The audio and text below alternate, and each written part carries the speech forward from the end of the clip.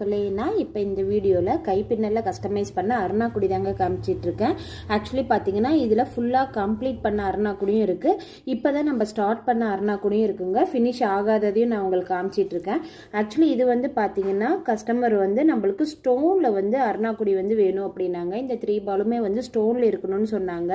இது பின்னலெல்லாம் போட்டு முடிஞ்சு வந்தாச்சுங்க. ஆனால் வந்து பார்த்தீங்கன்னா 100% கம்ப்ளீட் ஆகலை. ஓகேங்களா, இதில் இன்னமும் நிறைய ப்ரொசீஜர் இருக்குது. அது முடிச்சு தான் கஸ்டமருக்கு கொடுப்போம்.